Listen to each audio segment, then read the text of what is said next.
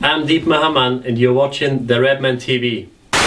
Hello, welcome to Redmen TV. Liverpool got their Premier League campaign underway with a 5-2 win over Chris Hughton's Norwich side at Carrow Road with a hat-trick from that man, Nuri Suarez. Oh yes, before we talk about the match, let's get some of your Facebook comments. I'm going to open with Aidan Mann, says, fantastic.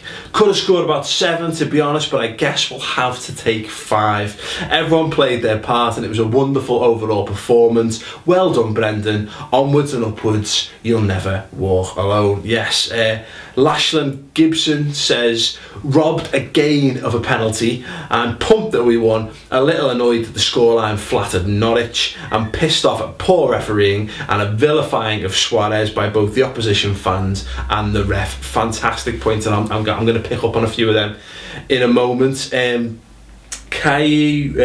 Yogi Wang says, loved. Brilliant. thanks very much for commenting. Adam Parrington says, same as always, we played brilliant, thank God. Some went in this time, things looking up, you'll never walk alone. I think I've badly got the intonation wrong in that, but we know what you were trying to say, Adam, sorry. Daniel Heard says, we scored 5 in a match. Some defensive blunders, but a great first Premier League win. We'll have a party when Suarez gets a pen. Oh yes. And Aaron Jackson to round up says, great display. We were due to give out a good hammering to someone. Suarez took Norwich to the cleaners. Bring on Udinese and Stoke. Precisely, Aaron. Precisely. I want to just pick up on the point, as I said, sorry, let me just make sure I get it by Lachlan. Yeah, that penalty decision, that's a good place to start as any. Obviously the performance great, but he fucking karate chops Suarez on the neck, and fundamentally, well, in fairness, he actually drops the macho man, big elbow drop, boom, on the neck. Suarez goes down, completely felled in the box. And to be honest, we said in the pub, watching it, the reaction to the Norwich players said it was a penalty because they were all like, oh, up in arms. I still, right now, having had a good, hour and a half or so to sort of get my head around it, I just can't fathom how it's not a penalty. And the worst thing is, and it's something we're going to pick this up on the subscriber show this week, is that how long it was going to take from the end of the game until some stupid fucking pundit threw his oar in and said, well, it's because of Suarez's reputation. Fuck off. It doesn't matter if he's got a reputation. It's a fucking penalty, and if the referee can't see that that's a penalty, then people need to start looking into the referees, because it's just blatant. Yeah, okay, he's the other side of it, but someone's got to see that it's an absolute joke. Don't get me wrong, I think we've seen a few, maybe could have been given, maybe not. We've seen him get booked for ones that were, that he's clearly been fouled.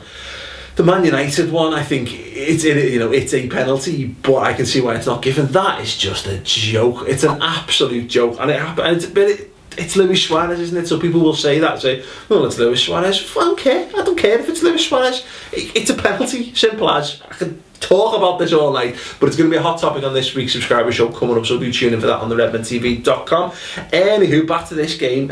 Yeah, fantastic. I mean, great performance. We set the tone very early on. Luis Suarez with a very well taken goal. Fantastic bit of running. I thought Glenn Johnson's ball to Sahin, the fact that he makes that run into the box, he causes the problems. And okay, it doesn't make it to Nuri, but it comes back out, gives Suarez the opportunity. The players have already been drawn in, and he slots it brilliant. He got that criticism in the second half because he has that other one-on-one that he spoons wide, and everyone's like, oh, he's had too much time on that. Luis Suarez, if he gets too much time, he can't finish Everton FA Cup semi-final. Good one, good point, well made. Moving on, but then 3 seconds later he gets it, he skins the man, megs him, bends it outside of the right foot to the bottom corner. Oh, absolutely incredible from Suarez. And then the hat-trick goal, again, edge of the area. Gets himself a marker from the centre half and just bends it round to the bottom corner, but he's got no chance. Fantastic performance. Aside from that, get to see Nuri Sahin get on the score sheet again. Nuri Sahin scores when he wants. Not quite yet, perhaps, but maybe that'll take off.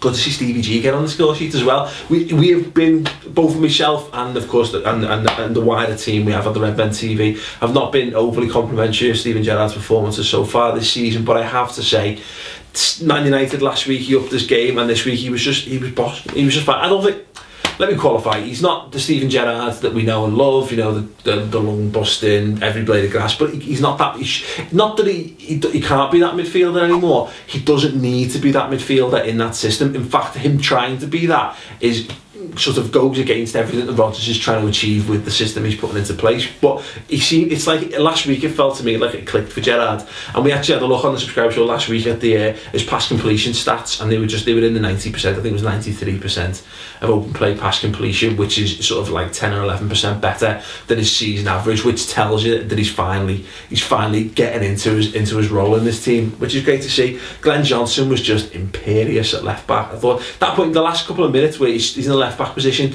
and he just rolls it under his foot and skins their man and comes out with it, and you're like, I think he's brilliant. I thought Andre Wisdom looked a little nervy at times on the right, but definitely, I mean, considering that Jose Enrique's been in absolutely fucking, I think, wank form. Andre Wisdom's come in, and I don't think Enrique could have given as good a performance as that, or that's as good a performance as Enrique could possibly have given, I feel. So yeah, great to see him. Daniel Agger, miraculous recovery, probably should have scored a header in the first half very early on, but as I said at the time, I'm just happy that he's there. If you don't think he missed chances all, as long as he's fit and he's in the team at a very base level today, that was all I cared about. I just thought it was fantastic, you know, and I think scoring the early goal takes the pressure off, and that's something we lacked last season, certainly. I always felt we were capable of beating teams, but it was just sometimes just that little thing, just getting the goal changes the setup, it changes how the opposition play. They've obviously got to start coming out. They can't hold out for a draw anymore and hope for the best. They've got to come out a bit more, and I thought we handled that perfectly. Let's be fair, although people said maybe Norwich scored too flat a little bit, I don't think that's the case. I think Norwich deserved 2 goals today. I think on another day, perhaps a better team, a more clinical team, we'd have been punished big time in that game, because 2 or 3 opportunities where balls dropped in and around the box, and there was one in particular where I can't remember who it was, blazed it over the bar. And against a good team that ends up in the top bin, and it's happened to us so far this season. So I think that's the big issue, is that we are leaky at the back. That's something that needs to be rectified, most certainly. But of course, the idea is if we're scoring more goals than we're conceding, then I don't really see that as a great problem. Ultimately, you know, you don't want to be conceding goals. That's Pepe. It's the first time he's gone 7 games in his Liverpool career without a clean sheet, which does speak volumes. But also at the same time, you know, the back four's been a little bit unsettled so far this season. Again, you know, you've got your right back playing left back, you've got a new lad who's technically a centre half playing right back. So I think excuses can be made, but I think that will come in time. And don't forget, with the absence of Lucas Leiva as the shield in front of the back four, we were a little bit exposed once or twice. You know, they're getting headers, knocking down players, coming from deep. Lucas Leiva just clears that up, and not having that natural player in that position could have cost us. But thankfully, the luck seemed to be on our side, and not before time, really. Great performance all around. I don't think you can look past Suarez for man of the match. I thought Suso looked very good as well. What was great to see is that he actually, in the first half, a lot of the play was going down the right hand side, really took the attention off Sterling. And I said to Mike watching the game that Sterling didn't have the best game, and yet he was still key in 2. He set up one goal and is key in another, and he was dangerous. But it was great that we were able to sort of not overly rely on him. You know, it wasn't like get the ball to Sterling and pray God that he makes something happen. The whole team really put a shift in, and that was fantastic to see. Anyway, let us know what your thoughts were on the game. What did you think of that penalty decision? Was it, I mean, well, just tell me how horrifically obvious it was and how bad the refereeing was on it, please, as well as what you thought of the performance in general. What did you make of Suso? Loads of people clamouring to see him get a start. He got it. Did he take his opportunity for you? Also, Luis Suarez, just tell me how boss he is. Do it. It take as many words as you want. I'd say do it in like 2 or 3, but if you want to write an essay, fucking go for it. Anyway, yeah, thanks very much for watching. We'll be back. If you haven't watched this week's subscriber show, do check it out. The James Sutton himself of Hollyoaks, Emmerdale, Holby, etc. fame was in the studio. It was hilarious.